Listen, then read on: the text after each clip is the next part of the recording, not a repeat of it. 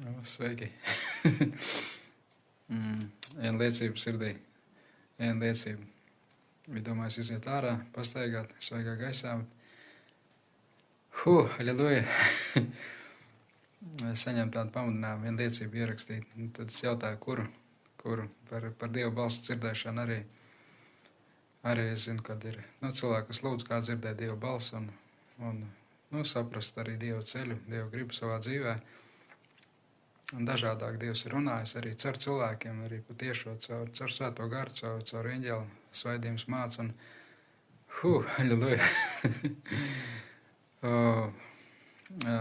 Teiksim, debesis, ir agrāk skatījos tādu praņeba info raidījumu arī cilvēki, kas pabijuši debesīs, redzējuši, un tad tas arī tā, pie sevis domāju, kā tas ir iespējams redzēt to, kas debesīs notiek vai, tur pazemē.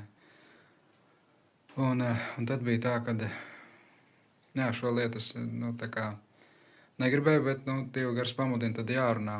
Un pirms vairākiem mēnešiem redzēju tādu lielu sēru ugunsjūru lielu. Un Dieva gars runāja, viņš saka, vai tu zini, ka visi cilvēki var nonākt sēru ugunsjūrā? Par to ir arī aprakstīts Dievvārdā. Es saku, jā, es zinu.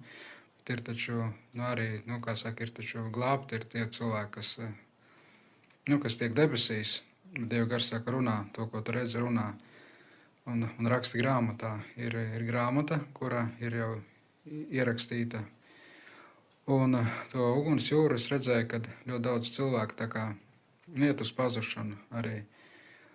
Un to uguns jūru, un es jautāju, kāda nozīme tam, kad es runāšu uz cilvēkiem. Dievs saka, skaties, kas notiek. Un tajā brīdī, kad es pie sevis tā, garā apņēmos, kad es runāšu, ka ir arī sēra uguns jūra, es skatījos, ka ļoti, ļoti daudz cilvēku vienkārši no tās uguns jūras sāk celties uz augšu, uz debesīm.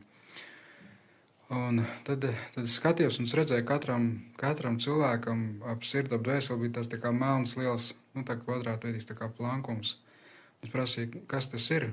Kāpēc tāda, viņi ceļās uz augšu, bet viņi netīras dvēseles. Un Dieva gars saka, tu uz viņiem runās par sēru un uguns jūru, un tie cilvēki, kas dzirdēs, viņi tiks tā kā pamudināti aizdomāties, un viņi tiks celt uz augšu.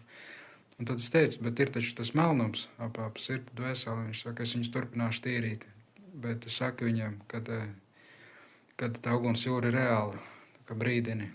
Tā kā šis brīdinājums arī tev padomāt, vai tu esi glābts, vai tu esi piedzimis no augšas, un vai tavs ceļš, ko tu ej, ir uz augšu, uz debesīm. Svētīgu dienu!